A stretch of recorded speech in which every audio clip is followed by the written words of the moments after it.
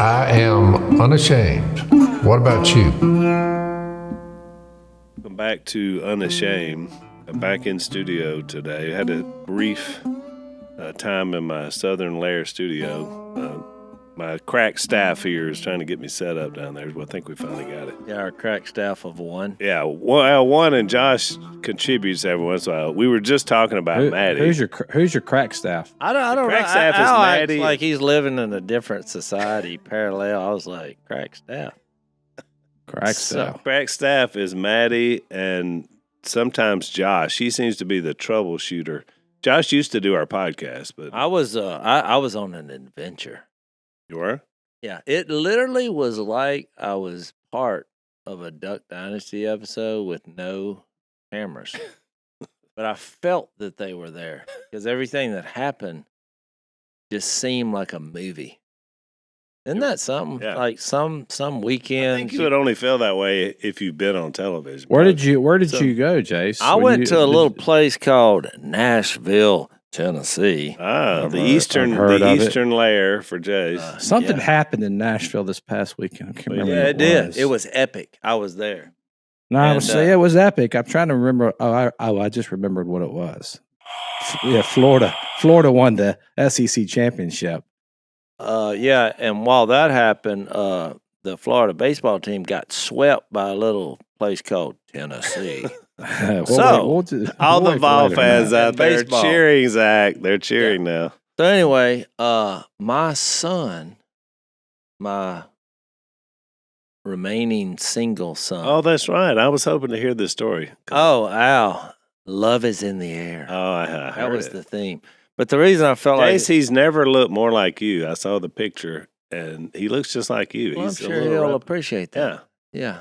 So, yeah, it was something, you know. He's in love. You're saying? Is that what you're telling us? Yeah, he's in love. He popped the question. He proposed, and we had these storms come through, and I'm mindful that a lot of people lost their life. Yes, it was you a know, bad one. Which so our hearts and prayers go out to them. But we were that was kind of the backdrop for this.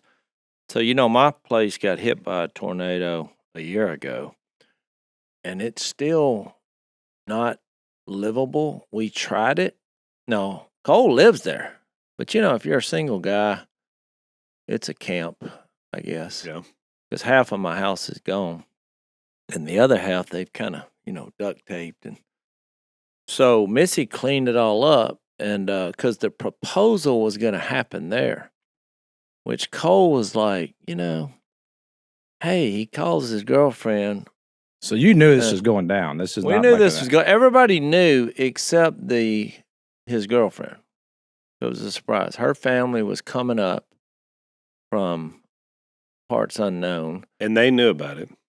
Well, yeah, this was a surprise. Because he had already asked them for. Oh yeah, everybody knew about this. Yeah, but her. something. Okay, I got So I didn't know how this thing was going down, and which I realized during the process, my son is way more romantic than me or pretty much any guy I know. That's a low bar. Just It is. so you It's know. no bar. So, but then we had to move everything up because the storm. We're looking at the radar, Oh, right. Because But, there's another. Yeah. Well, the wind was blowing 40, 50 miles an hour during the night. Missy had cleaned the house, the remaining part as well. But when we walked in, my daughter and I flew into Nashville, and long story. And Missy was already there because the anticipation, boy, this was like Women love this. Al, song. this was like opening day of duck season for all the females. Days, there are shows you don't know about them, and I vaguely know about them that are built on this premise. The entire It was season The is proposal. about the proposal, all leading to this moment. Yeah, one of my best Very friends told me before I went, he said, you're going to have to be real mindful of the situation that you're in. So I did my best. But the bad thing was... That's a good friend telling you not too much, just when you think of something funny. So Missy cleaned this place up. I go out there, and we had met somewhere else when I landed. And, we all went to a kind of a little private restaurant thing at some golf place or whatever. And actually met an excellent human being. He's an NFL football player and a believer, so that was good. Mm.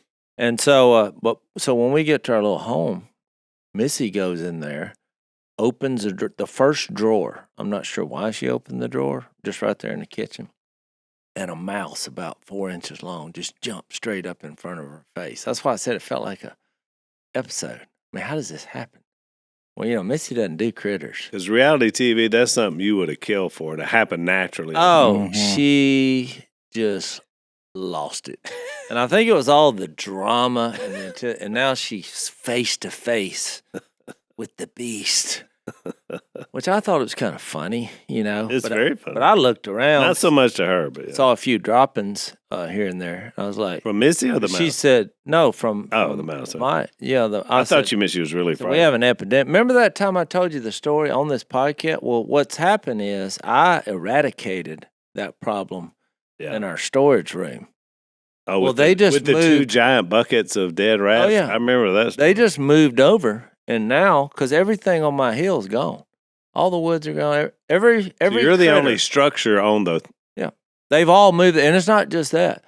So in fact, now the wind's blowing. They got all this temporary roof and all kind of things to keep the water out of what's remaining. When we try to go to sleep, and we have a little fan that works as a sound barrier so you can sleep. When I woke up, because I dozed off, but then I woke up because I was dreaming that I was in a rocket ship coming through the Earth's atmosphere. And then I realized it's the 50-mile-an-hour wind on the house. It was undoable. So I finally eased back to sleep, and then, I went Jack Elam where one of my eyes opened because I realized there's something crawling on me. And it's in a region that you don't want things crawling. Oh, boy. And so I just, and I didn't realize at the time what it was, but I thought I had killed it. And so then I went and tried to get some sleep, but it was pretty miserable.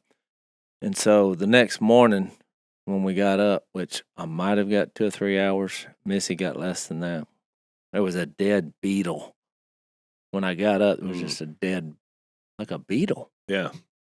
Crawling up my leg. I mean, so Missy said, I can't take it anymore. So we moved. We had a company move. Yeah. We had a camp out at Reed and Brighton's with the 3 grandkids. Yeah, I was going to say. Which actually, based on the night we had, it was like we were staying in some nice resort. Swanky Once resort. a few kids hollered. I mean, Exactly. so anyway, Cole, he did the proposal out at the farm. He had decorated the porch, And then we met up with the family, which we had never met. And when she walked in, she pulled up, which she knew when she pulled up because she saw all her family's vehicles. And so it wasn't that, that surprise was. And let's face it, she's been waiting for this probably a while because they know when they can anticipate. Well, they've been dating about, 2 years? A year and a half? A couple of years. Yeah, a couple of years. You know when they actually met, Jase and Missy, for the first time? Zach, you and I were there. When was it? At the K-Love Awards. K-Love Awards, yeah. That was where the they met? first time that she met Jase and Missy was that night. Yeah, I thought you meant Cole. Yeah, okay. No, Yeah, they we had were- already been dating. I felt bad about that because, when you're there, we were presenting Yeah. and all that. It was like, hey, how you doing? I mean, that was it. It was just, we only had a minute. But, she's just, I high liked her quality right off the bat. human being. But when she came in, they had this sign, and I looked at it, I read it. It said, love is in full bloom. I just thought, wow. That's why your friend told you to just be quiet. It's a phrase that I've never used. I've never used nor Love is- seen. Something And so- tells me that Cole did not come up with that sign, that he had. No, I think that was Brighton. But Yeah. so look, the backstory. So the C story was Reed had gone to get the cake. That would be the name of this episode with something twisted to Yeah. duck. Yeah. So Reed had gone to get the cake. So Reed's got 3 kids, 3, 2, and 1. he has the kids. He goes and picks the cake. I mean, gets all the kids out because Brighton's making the home. So is this the B story or So the the C meeting was at Reed and Brighton's. Yeah. No, this is the C story. Okay. We have the battle story? Okay. at the hill. So that would have been the A story. Oh yeah. Then we have the engagement. Well, the engagement was That's the A story. Yeah. And then the C story is Reed going, and he's the errand boy. So, folks, for those of you that wonder, this is how you produce an episode. This is it. This It is all how, happened. This is how it happens. Mhm. Yeah. Organically. This is making the sausage. So Reed goes and gets the cake. You have one job. You go get the cake. But you have And three it small has kids. you have 3 small kids. So just I see where this is going. put a camera in there. Put a camera. So, Zach, the day is approaching, the day we all look forward to so much, April 15th. It's tax deadline. Are you ready for it? Well, I'm going to have to get ready. I'll tell you what, I've ran into the troubles with the IRS before, and it would have been nice to have somebody that had a direct line to the right agent. Well, if you have unfiled tax returns and you can't pay the IRS, they get very aggressive. And the longer you wait, the worse it seems to get. There's wage garnishments, bank levies, even property seizures are on the table. Lisa and I have had some issues with the IRS before and that we had to work out. The problem is we would have loved to have known about Tax Network USA, which we didn't, because they can help you resolve your IRS troubles. Going up against the IRS alone is a big mistake. Call the experts at Tax Network USA. They know the system. They have an edge. They have a preferred direct line to the IRS. They know which agents to deal with and which to avoid. So whether you owe $10,000 or $10 million, their genius strategies are designed to quickly settle your tax problems in your favor. Tax Network USA's attorneys and negotiators have already resolved over $1 billion in tax debt. Tax Network USA can help you, but you need to move fast. April 15th is almost here. So talk with one of their strategists today. It's free. Stop looking over your shoulder and put this behind you. Call Tax Network USA at 1-800-958-1000. That's 1-800-958-1000. Or visit tnusa.com/unashamed. That's tnusa.com/unashamed. Reed goes in, unloads the kids. He goes in there, gets the cake. Well, he puts the cake in between the 2 car seats. Bad In between news the 2 kids. So look, he gets Bad back, gets out, no problem, everything's going. So now they have the cake, they pop the top on the cake, and it looks like Freddy Krueger Yep. has just scraped all the it's fingerprints. And Because the only thing, Dirty fingerprints. Those kids. the only thing that would draw they're in filthy. 2 toddlers, that's the only thing that would draw them in at the deepest level was a beautiful cake. I mean, well, here's after the investigation and the question of how did you not wonder why our 3-year-old had all this icing everywhere? And look, so sneakily that the 2-year-old didn't even realize it happened. Innocent. Sneakily. Yeah, look it up. Look it up. It's a word. It's a great Scrabble word. It's got the K, all 7 letters, whatever. So you attach your 7 letters to the S, and you got sneakily. That's a full word. If you get that on a, that's why you got to be careful with Robertson's because You want to challenge it? PhD. You want to challenge it? No, I would never challenge you. I If you took told it me as it's a in challenge. So look, if you it get is the a K word, on a triple letter and you that on a lose your turn. I lose my turn. Oh, I know it's a You word. just lost your turn in a furtive or sly way. Do you want to challenge furtive while we're at it? No, I'm gonna yield. I yield my position. So I won. Jase wins. So, yeah. So she had destroyed the cake. So Reed had to go get another cake, like right before the arrival. Now we have drama. There's storms, and so then they get there, and Cole. When they walked in, though, here was the line by his fiancée now. She said, "I'm so happy." I looked around. Every woman tears were streaming down their faces. I thought it was incredible. I thought, where are the cameras? I mean, just streaming. I just when he actually asked her this. No, they had already they had their little deal. She just walked in and said, "I'm so happy," because it was all the family. Yeah. And I looked around. I was like, every woman was just pouring tears out. I was just shocked by that. Yeah. And so then they told the story on the storms are raging. He gets down on one knee and proposes, and for 5 minutes, the skies parted. The sun, oh boy, literally, they said this happened, and I was sounds like oh, somebody's a Jase storyteller. Is what it sounds like. So then we all kind of gave a few words of wisdom, gathered up, and then got to know the new family. New in-laws. Reed had gotten the new cake in time. It was. Oh, so he did get a new cake. Well, he had to go get a new cake. Yeah. Oh, yeah. Well, when we were pulling up, he was pulling out. There was a car behind me. So I was like, hey, I'm not going to hold up traffic. He just rolled his window down, just standing there. Because he was angry that his daughter had destroyed the cake. And I was like, well, why would you put the cake in between the two cars? What do you realize how much like dad you sounded when you said that? Why would a man put a cake in between two toddlers? Did you not know what was going to happen? Exactly. Yeah. So that's what I did. Love was in the air. And did you cry, Jase? Did you shed a tear? I mean, I got a little. What do you call it? I mean, I was a little like, wow, this is a little tingly, I guess. Mm-hmm. And because I was like, okay, because I've asked him before. I was like, so where are we at in this? Paul's a little bit of a slow mover. He doesn't do anything quickly. And he said, we're good. So I thought, well, I tried. Missy's like, talk to him, make the move, let's go. I was like, I talked to him. He said, we're good. So anyway, that was fun. Did Mia cry?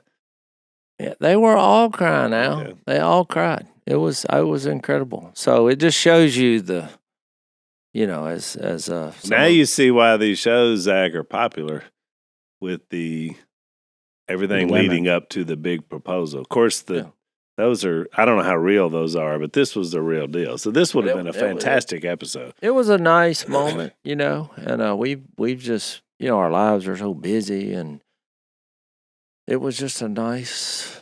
But you mentioned an interesting thing about, because we talked about marriage and weddings in John, we were in John 2, the idea of two families coming together, and what you gain by that is you don't necessarily think about that. I mean, your kids are in love and they're beginning a life together, but you're also incorporating a whole nother wing of a forever family and folding it into your family. That's a powerful thing. Well, it was more weird for them, their family, because they had watched Duck Dynasty. The show, yeah. So I just thought in my mind, can you believe these people were watching this show one time, and just if maybe somebody having a thought, what if, our daughter marries one of these people? I mean, it's like horrifying. And now it's a reality. So you're like, you're trying to let them know it's not as scary. Oh, it got more awkward than that. So after all the festivities and all that, they actually put on Duck Dynasty and put 3 episodes on. And I thought, I can't believe this worked. I watched 3 episodes and I thought, what? How did this catch on? It was kind of shocking to me. Yeah. That worked. People watched it. So that was my take on that. Sorry to be a Debbie Downer, but I didn't get it.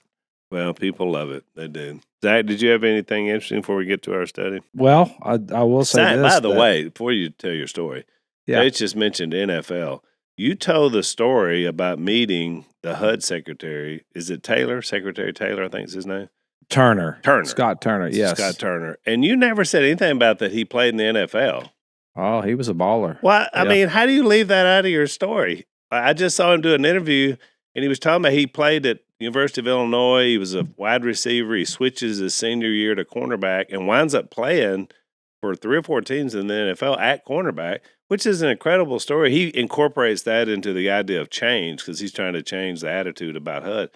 But, I mean, it was so interesting, and I was like, how did Zach miss this for the podcast? You never said a word about it. Y'all wouldn't let me talk. I wanted to tell you that part of it, but I couldn't get a word in edgewise. I came up with a word that was just done sneakily. You would have got it. You got to let me talk. I mean, but yeah, he wants to come duck hunting. I did tell him this. You told us that. want to come duck hunt with you guys. I want to eat some soul food, which I had to get him to define soul food because I said, how deep do you want to go on the We soul can food? do soul food. Turnip greens, Yeah, he's good with that level. What he's not Fried good pork with chops. is the hog head cheese or anything like that Granny Well, used to eat. That was too far for him. What in the world's wrong with hog head cheese? That's what I said. If you were to cut me hog head cheese, would you use that? I mean, that's I love hog part heads. of the DNA here. Well, what's funny is my buddy just got back from New Orleans and he went to a very high-end restaurant down there, and guess what was on the menu? Hog head cheese.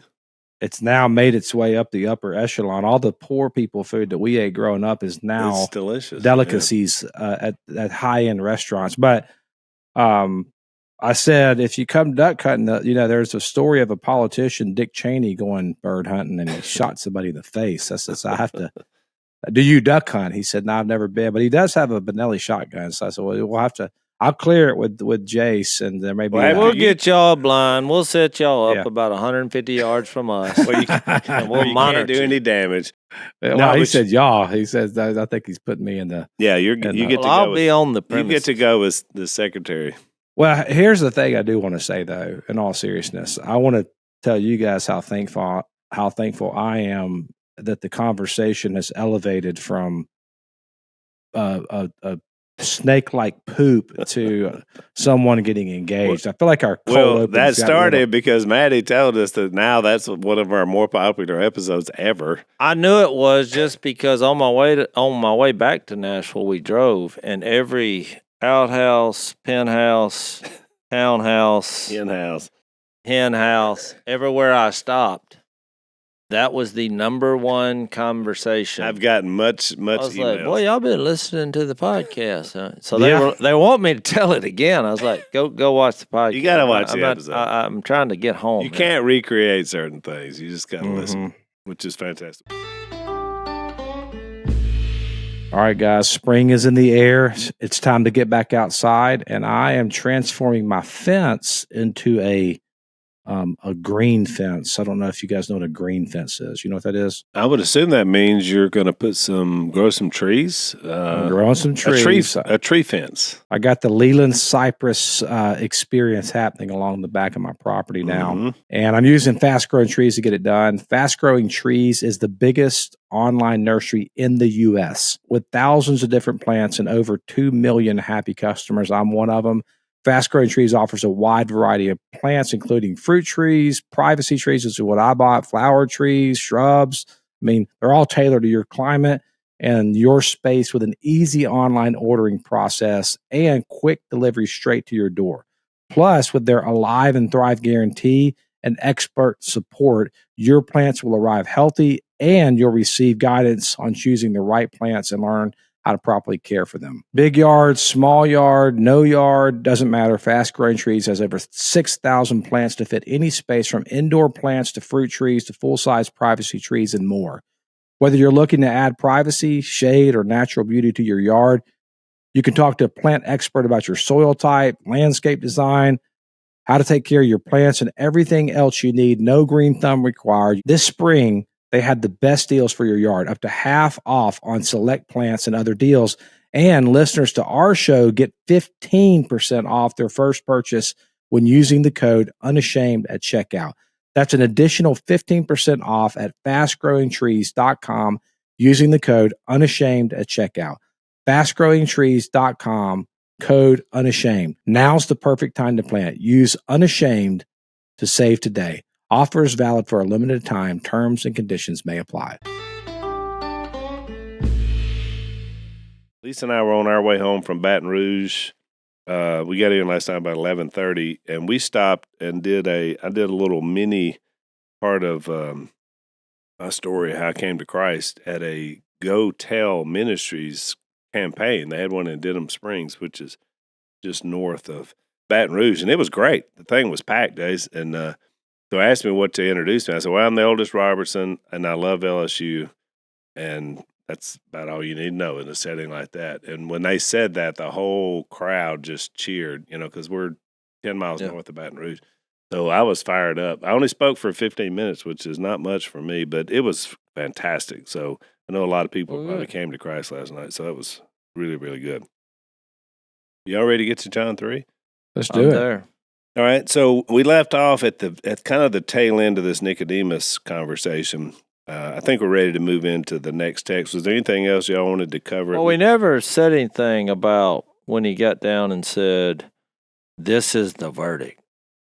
That's in 19. Yeah, which is big. When he says that, that's Well, I mean, there's like a courtroom feel to a lot of this where, like, you're making the case, John's making the case for Jesus. and he And- put it in a condemnation salvation context, right? Well, and he also said that, he focused on the positive, for God did not send his son into the world to condemn the world, but to save the world yeah. through him. That's 17.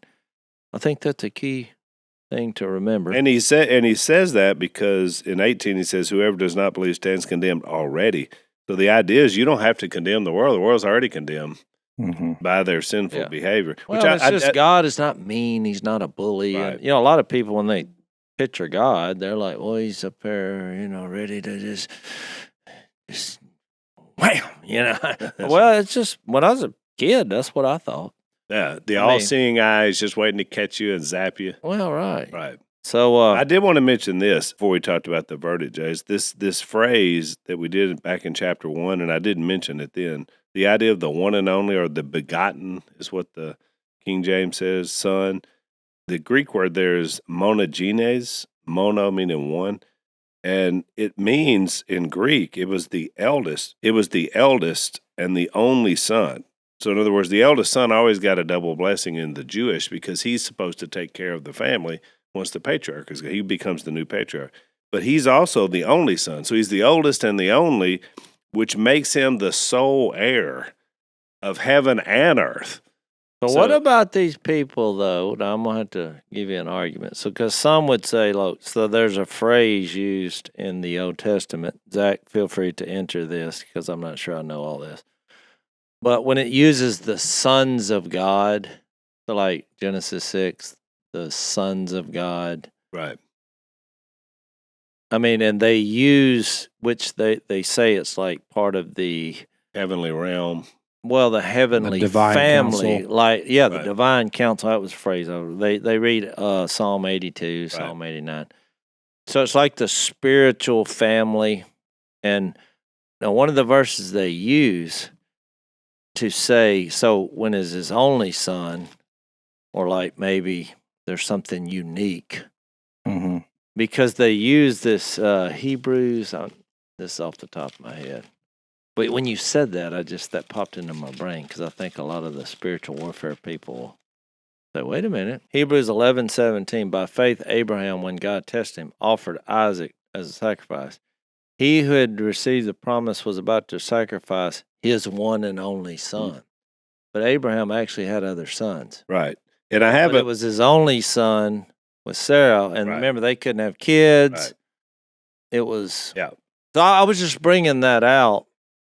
I'm not sure how to balance that. Well, I or know what one that thing means. you can say, and you can use it in the same case with Abraham, is one thing we know is that there was something uniquely different about Jesus for this phrase to describe him. So he was different from any other sons of the heavenly realm. Exactly. So, That's kind of where I Mhm. was going Yeah. with it, because I think, it's like, well, we believe there's one God. Now he has 3 persons, but it's one God. So when you think Father, Son, Holy Spirit as unique.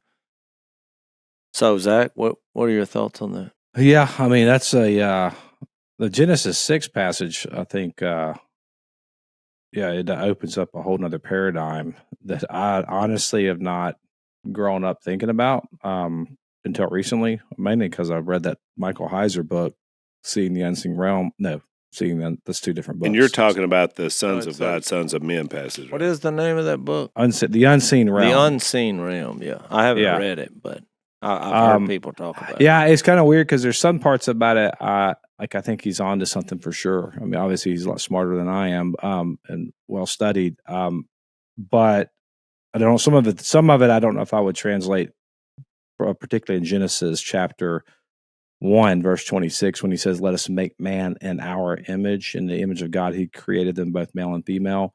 I've always interpreted that to be a passage that's a Trinitarian passage of the Trinity speaking. He says not. He says that's the divine counsel. I'd probably disagree with him on that, but I think there is something to the spiritual family, because I believe they're made in the image of God with a special function. Yeah. Just like we were, which is, I think, is one of the main points of the Bible that no one ever talks about, that we're made to be imagers of God. We have a job. Image bearers. We have a function. Yeah. I mean, look, I just to give you a crazy illustration. I am so frustrated with today's appliances. I redid my house, and all these appliances I kept having to replace. So when it came to the refrigerator, remember those podcasts maybe a year ago? I mean, this thing, state of the art, industrial refrigerator, has the capability of a camera inside of it. So you can be at the grocery store and look and see what's in your fridge. I mean, just splurged. Said, I don't want to ever buy another refrigerator. I buy the greatest refrigerator on the planet. So we splurged on it because I was tired. I kept having to replace them. Well, guess what? It's not in my house right now. Mm-hmm. You know why? Because after a few months, it started going beep, like the most annoying sound ever. And you'd have to go in and push the alarm button. Well, finally, I was like, babe, call the repair. It's going off for a reason. Because every time it would get to 40 degrees, the alarm would go off. Now, there's a reason. So this old boy comes. He looks like Si. Identical. When he walked in, I thought, hey. And I was going to say Si, but it wasn't Si. It was a refrigerator repairman. Can you imagine Si as a refrigerator repairman? And I was like, look, dude, this thing's brand new. Still under warranty. He said, that's the good news. And I said, I don't understand it's brand new. And he's like, they want to save the planet. He said, they're all junk. This guy, that's what he does. And he works on them. Yeah, and I said, well, what should I have bought? He said, the cheapest one you can find. The oldest one you could get. Well, the old ones, or they say destroying the planet. Yeah. But it hit me in that moment. I thought, I have something that's brand new, and it won't function. It won't do its job. So you see the spiritual application I'm making here. When you're brand new, at some point you realize I'm to be an imager. I have a function that God prepared for me to do. That's the difference. So, I think it's important. So, Jase, you remember we were youngsters in school, and you, in school of preaching, you had read during that period of time, and you were sharing it with me because we rode to school every day, and it had a huge impact on you, and then me, because I didn't even realize that was out there, but it was inspiring. Yeah, it's kind of like you're new to the faith, and all of a sudden you read people from the past who are willing to give their life rather than deny the reality of who Jesus is. It was inspiring. And it becomes a huge apologetic. And our friends at Voice of the Martyrs, that's what they've been doing for many, many years. And Todd Nettleton, who is the Voice of the Martyrs radio host, has written a new book. It's called When Faith is Forbidden, 40 Days on the Front Lines with Persecuted Christians. And so what Todd has done is he's taken this 20-year journey through these restricted nations, and he just has written down the stories of the people that he met. And it's very inspiring because you don't think about it, but there's people that are living out that same persecution today in the world. It's happening every single day. And so he shares those stories as a part of his book. Each stop on the journey challenges you to reflect your own walk with Christ along the sometimes difficult path towards a heavenly home. And we don't want you to miss out on an opportunity to read these remarkable stories, and it's free. You can request your free copy of When Faith is Forbidden by calling 844-463-4059. That's 844-463-4059. Or you can visit vom.org/unashamed, and that VOM stands for Voice of the Martyrs, a fantastic organization that's been highlighting stories of persecuted Christians for many, many years. So check them out. That's vom.org/unashamed. You have used the word in the past as vocation. Yeah. And I like that word too, because I think what happens if you don't see what we're talking about here is that it does kind of change the entire narrative, in my opinion, of the whole story. And the way I would say that would be, you'll tend to, if you divorce it or kind of separate out the whole story of a cosmic battle of the sons of God, and some of those sons of God fell, and some of those sons of God came into the women and created, Nephilim and all these other species, and all these other are not, I don't want to say subhuman, but not human, fully human. There is like this, the Genesis 11, that whenever God, he has the Tower of Babel and he creates nations for the first time, because nations didn't exist until Genesis 11. Well, that was a result of man essentially trying to work his way to God, trying to build a tower. God confuses everybody's language. He creates nations. He pulls a portion of that nation, of those nations, for himself, Israel. That's Genesis 12.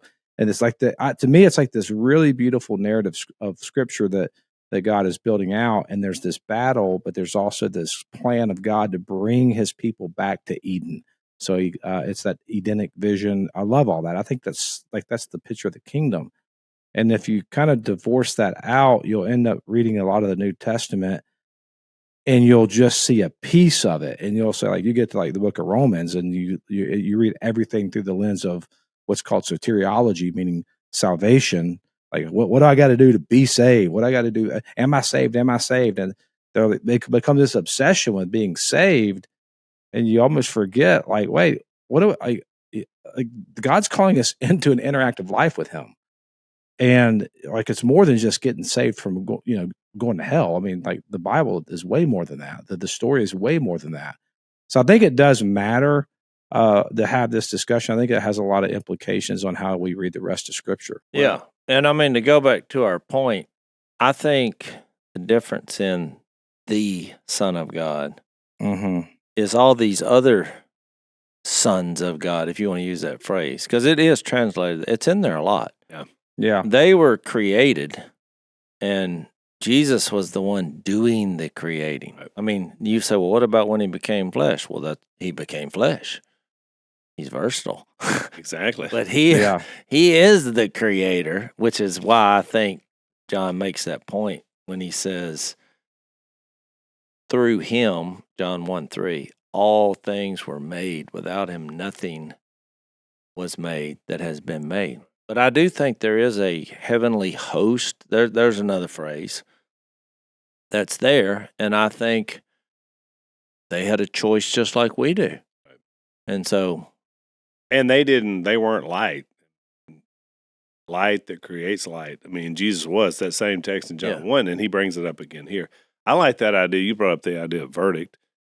I did a sermon a long time ago where I painted a picture of a courtroom, and it is what I call the no way to lose, because Satan is your accuser. He's called that in several different texts. So he's the one trying to accuse you. So here you are at your little table over here on the side, and you're like, oh man, Satan's accusing me.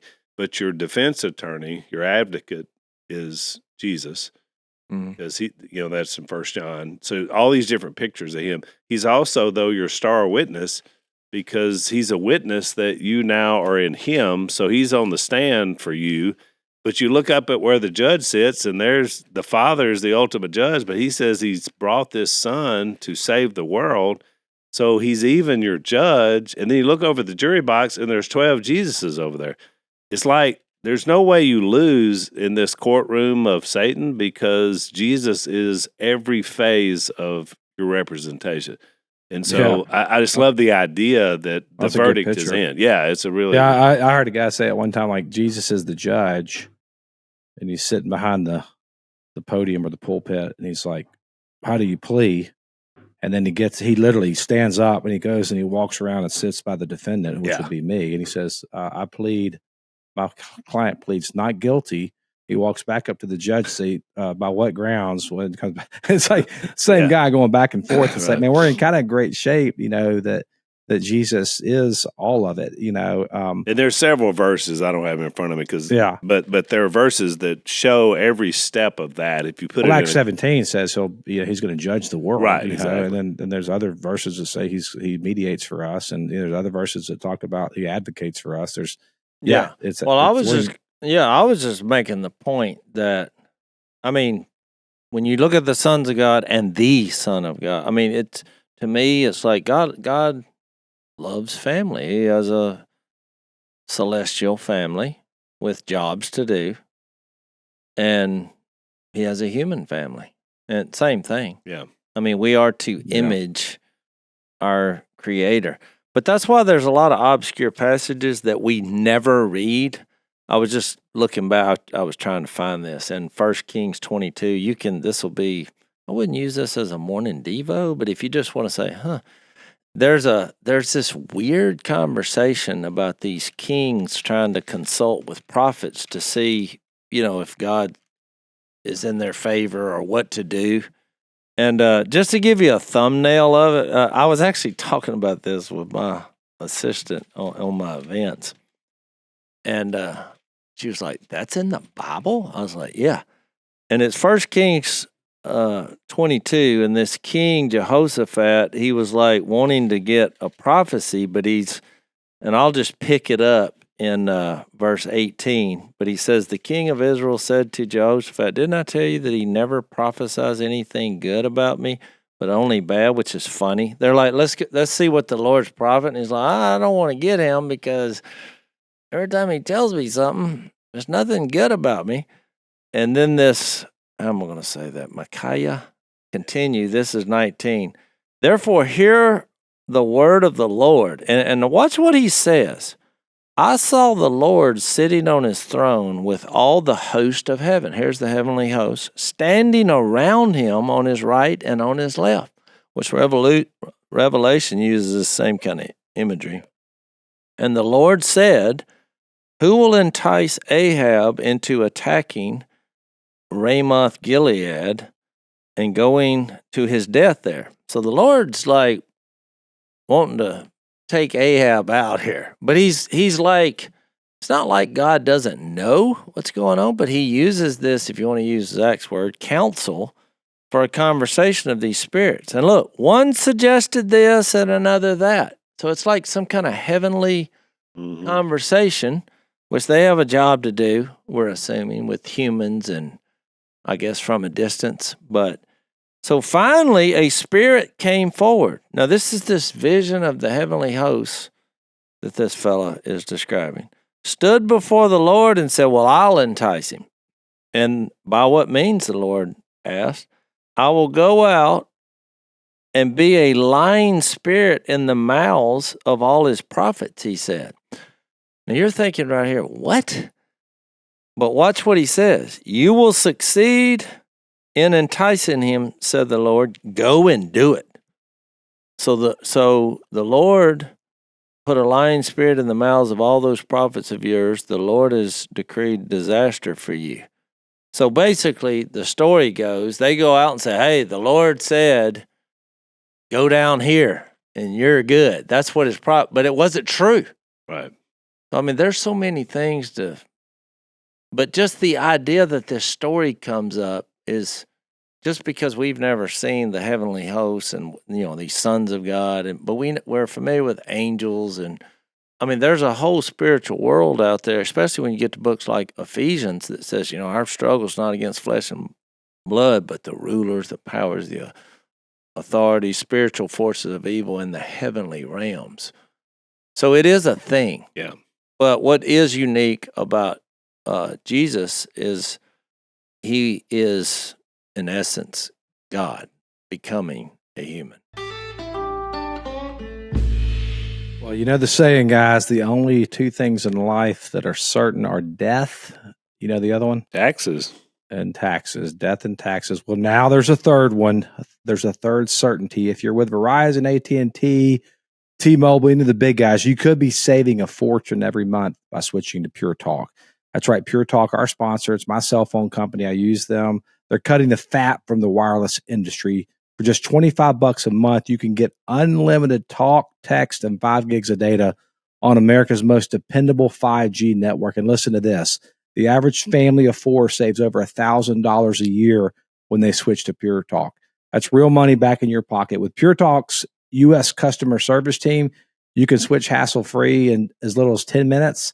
You can keep the phone that you have in your same phone number, or if you are in the market to upgrade your phone or device, they can help with that as well.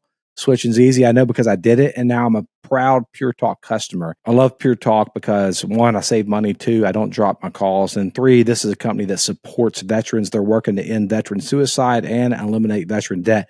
We want to be a part of that. So if you want to join them with the Pure Talk family, go to puretalk.com/unashamed to make the switch, and you'll save an additional 50% off your first month. Again, that's puretalk.com/unashamed to start saving today. Pure Talk, wireless by Americans for Americans. The scary thing about that, Jase, is that we tend to marginalize that realm when we think, oh, somebody heard something from a spirit, and we're like, no, you didn't. That's your own mind. The scripture would teach otherwise. There are real powers that are at play that are actually shaping people and whispering to people. Now, we can over spiritualize things too. I think that's a danger. C.S. Lewis talked about this, that the devil can trick you into thinking there are no devils or that everything's the devil's fault. And the Bible says pretty clearly that we're also dragged away and enticed by our own evil desires. But that passage that you mentioned, what it testifies to me is that there's real forces at play here. There's no doubt real things happening that are real entities. And so I don't like that. It scares me. Well, it should scare you. Yeah, I mean, I think you're right. I think we've missed an important part of what Jesus' death and resurrection did, because we're so atonement centered. We're like, it's all about the sins. It's all about the fall of man. But it's also about disarming and ultimately defeating all the celestial powers that have made their decision and are opposed to God and are who, a lot of them have been hurled to the earth and are doing mischief. I mean, and I think this theme comes up. I didn't just bring it up out of the blue. When he gets to the end to John 3, and he's talking about this light and darkness, and when he was talking about this heavenly versus the earthly, well, who is described as earthly? Well, think about when it says earthly wisdom in James 3, and it says earthly, worldly wisdom. James 3:15, talking about, watch what it says in verse 14. If you harbor bitter envy and selfish ambition in your hearts, do not boast about it, deny the truth. Such wisdom does not come from heaven, but is earthly, unspiritual, and look at that, of the devil. Yeah. Right. So that's why when you get to passages like Colossians 2, and he talks about we've been given fullness in Christ, and he talks about Christ cutting off the sinful nature. Remember, in verse 12, and he likes it to circumcision, having been raised with him in baptism and raised with him through your faith in the power of God or the working of God who raised from the dead. And then it's talking about sins when it says, when you were dead in your sins, God made you alive. He forgave us all our sins. But watch this pivot when he says, having canceled the written code with its regulations that was against us. This is Colossians 2:14. He took it away, nailing it to the cross. And then watch this phrase, having disarmed the powers and authorities, he made a public spectacle of them, triumphing over them by the cross. Well, who's he talking about? He's talking about all these beings, right, and their powers, that have been hurled down to the earth, and even the evil one who is deemed Lord of the dead, the realm of the dead, which is why you have Hebrews 2:14, which Jesus' work on the cross, remember what it says, destroyed his work, who held all these humans in slavery by their fear of death. Well, the one thing that you see there consistently is there's a link to the goings on in the heavenly realm and the goings on in the earthly realm, and they don't know either. That's a big point, Which and is I really think interesting. I think this also gets to the conversation that we started, kind of vocation. Because if you listen to the language in John, I want to read a passage out of John, then I go to Ephesians and make the correlation to our vocation. But it says in John 3:19 that this is the judgment. He defines what the judgment is. That here's the judgment. This is interesting. That the judgment is that light has come into the world. Like the judgment is that the light has come and it's exposing, and people love the darkness rather than the light because their works were evil. For everyone who does wicked things hates the light and does not come to the light, lest his works should be exposed. But whoever does what is true comes to the light so that it may be clearly seen that his works have been carried out in God. So there's the language of vocation, but to get even more specific, what Paul says, this is actually the vocation of the church, is to live in the light. And listen to the purpose that Paul says that he says, I want you, the church, to do this. This is in Ephesians 3:7. Of this gospel, I was made a minister according to the gift of God's grace, which was given to me by the working of his power. To me, though I am very least of all the saints, this grace was given to preach to the Gentiles the unsearchable riches of Christ. Here's the language of light, and to bring to light for everyone what is the plan of the mystery hidden for the ages in God who created all things, so that through the church, the manifold wisdom of God might be made known to the rulers and authority in the heavenly places. So you think about a vocational calling, that if you want to elevate the vocational calling of the church, according to Paul here, it's not just that we can get saved and get out of hell free card and go to heaven one day. We actually have a vocation of making known to the rulers and the authorities in the heavenly places, to make known to them the manifold wisdom of God. So they don't know, Al, to your point, but God has revealed it and is revealing it progressively to the church, who then makes that known to that council, to that other realm. And that's a wild thought. Well, and just to clear that up with what Jase was talking about back in that vision in First Kings, it's not like it kind of get the picture like, oh, well, God didn't really know what was going to happen. He's like working it out, but he already knew everything because the prediction and prophecy of Ahab's demise had already been told much further back. And the prophecy was the dogs, this is gross, but this is biblical, the dogs will lick up your blood out of the chariot. And so the rest of that story that Jase was telling, there's, Ahab's riding way behind everybody else in a chariot thinking he's safe, but one guy lets go of one arrow, and that thing goes through the air and just happens to find its way in between his armor sheath. It just so happens. And then look, he slumps over. The chariot just goes back to home base. And guess where home base was? The same place Jezebel fell out the window and the dogs did their damage to her. So the prediction had already been there. Your evil deeds will find you out. So, God knew, but in the workings of the heavenly host, they were still working it out. Well, and let me add this one thing to it to tie this back to where we started in Genesis 6 and Genesis 11. If you think about what's happening here in Ephesians 3, that through the church, the manifold wisdom of God is made known to the rulers and authorities in the heavenly places. This would be the divine council and anyone in that realm that God created. The church is making it. What's he talking about here, though? He's talking about the Gentiles being included into salvation with the Jews, into the kingdom with the Jews. So it's going all the way back to Genesis chapter 11, when there was the dividing of the nations. Now all the nations are coming back through Christ and through the Spirit. All the people groups are coming back in. So when N.T. Wright talks about this verse, he mentioned the manifold wisdom of God. He said that's a good way to translate that is the kind of the colorful expression, kind of the beauty of diversity in the kingdom. It's all this colorful representation of the kingdom. And so I think it is interesting that like our vocation is not simply the atonement of our own personal sin, although it is partly that. It's also that we are participating in the kingdom as a whole, as a people, as a group, as a collection, as a collective.